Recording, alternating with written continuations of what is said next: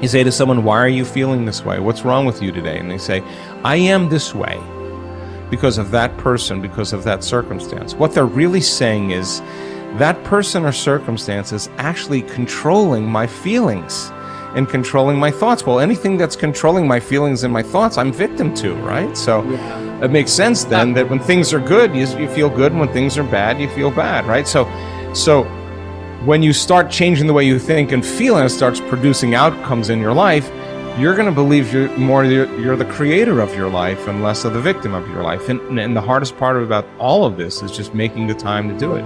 If you're not even peaceful, there is nothing in your life that you can do in a worthwhile way. To be peaceful essentially means this, that you're not messing your mind. To be peaceful means that your system is at ease. You know how to conduct your mind, you know how to conduct your emotions, your body and your energies. You are peaceful. If you change the picture in your mind, you change the chemistry, you change the fate. So I'll give an example. If I have a picture of love in my mind, the brain releases complementary chemistry, dopamine, pleasure, oxytocin, bond with your loved one, growth hormone, which does exactly what it says. It enhances your growth, and that's why when people fall in love, the chemistry of the brain going into the blood, the culture medium, enhances vitality. People glow when they fall in love. People are healthy when they fall in love. It's not an accident, it's the chemistry of your culture medium. But now I say, but wait, what if I have a picture of fear? I go, oh, well, love chemistry doesn't come out when fear is in the picture. The brain releases stress hormones and factors that affect the immune system and growth of the system. And I go, oh my goodness. I say, why is it relevant? Changing my thought changes my chemistry. The chemistry adjusts my biology. So if I can control my thoughts, I can control the chemistry, and therefore I control the biology. So all possibilities already exist. You don't have to create the possibility. In fact, all you have to do is become aware that it exists. The moment you do that, you're changing the thought and you're producing a different frequency. Now, if the person is astute enough to feel the frequency of the thought in the quantum and not wait for the experience to happen, but the thought of abundance would produce the feeling of abundance. Tell guilt, shame, the past, I've changed my mind.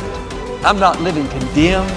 Listening to the accusing voices, I'm forgiven, I'm redeemed, restored, my future is bright. Tell lack, struggle, not having enough, I've changed my mind. That is not my destiny. I will lend and not borrow. What I touch will prosper and succeed. Abundance, overflow, increase is coming my way. Train your mind.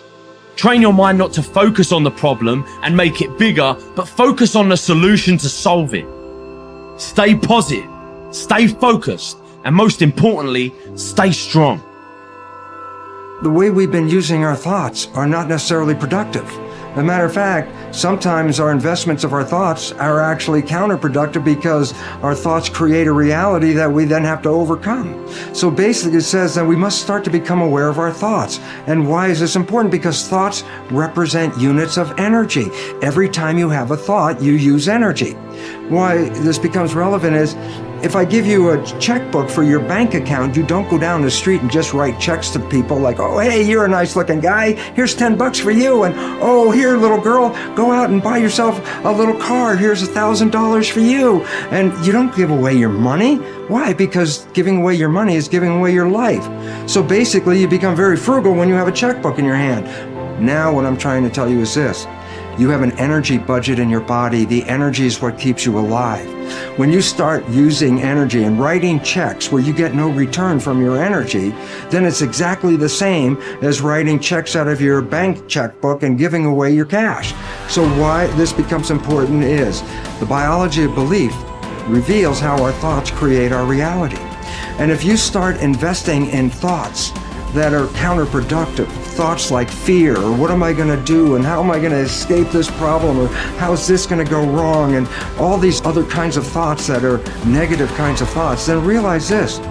You are actually not just using your energy for having these thoughts, But these thoughts are also what come into your reality.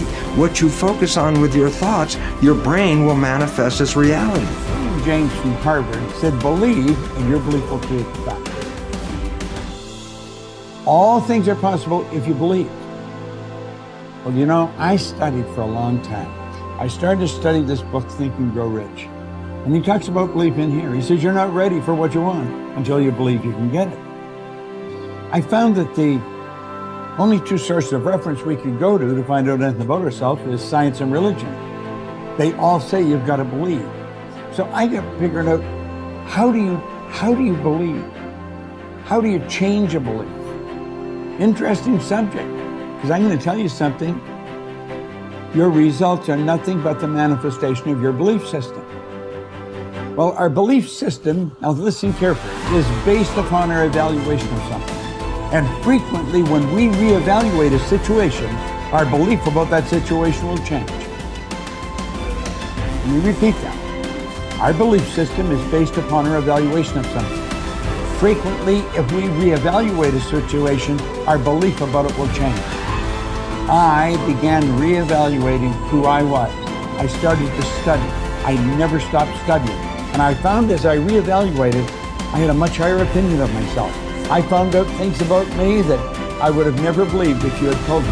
The power that's locked up within us, the marvelous system we've got. Do you know the blood circulates through your veins every 33 seconds, through hundreds of miles of passageway?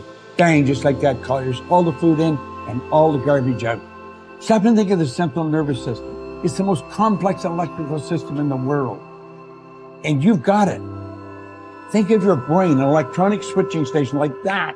You can change the vibration of yourself and everything around you. You have awesome powers, and it's all based on what you believe about you. Nothing is so embarrassing as watching someone do something that you said could not be done. People who embrace possibility thinking are capable of accomplishing tasks that seem impossible because they believe in solutions. When you believe you can do something difficult and you succeed, many doors open for you. Big thinkers are specialists in creating positive, forward-looking, optimistic pictures in their own minds and in the minds of others. If you embrace possibility thinking, your dreams will go from molehill to mountain size, and because you believe in possibilities, you put yourself in position to achieve them. The winners in life think constantly in terms of I can, I will, and I am. Losers, on the other hand, concentrate their waking thoughts on what they should have done or what they don't do.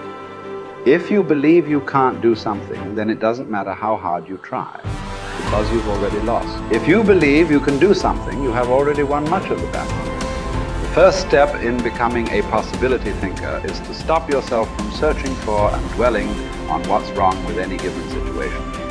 Sports psychologist Bob Rotella recounts, I tell people, if you don't want to get into positive thinking, that's okay. Just eliminate all the negative thoughts from your mind. Whatever's left will be fine. If possibility thinking is new to you, you're going to have to give yourself a lot of coaching to eliminate some of the negative self-talk you may hear in your head. When you automatically start listing all the things that can go wrong or all the reasons something can't be done, stop yourself and say, don't go there. Then ask what's right about this. That will help to get you started. And if negativity is a really big problem for you and pessimistic things come out of your mouth before you've even thought them through, you may need to enlist the aid of a friend or family member to alert you every time you utter negative ideas. One of the best ways to cultivate a possibility mindset is to prompt yourself to dream one size bigger than you normally do. Let's face it, most people dream too small. They don't think big enough. Henry Curtis advises, make your plans as fantastic as you like, because 25 years from now they will seem mediocre. Make your plans 10 times as great as you first planned, and 25 years from now you will wonder why you did not make them 50 times as great. If you push yourself to dream more expansively, to imagine your organization one size bigger, to make your goals at least a step beyond what makes you comfortable, you will be forced to grow. And it will set you up to believe in greater possibilities. Most people want their lives to keep improving, yet they value peace and stability at the same time. People often forget that you can't improve and still stay the same. Growth means change. Change requires challenging the status quo. If you want greater possibilities, you can't settle for what you have now. When you become a possibility thinker, you will face many people who will want you to give up your dreams and embrace the status quo. Achievers refuse to accept the status quo.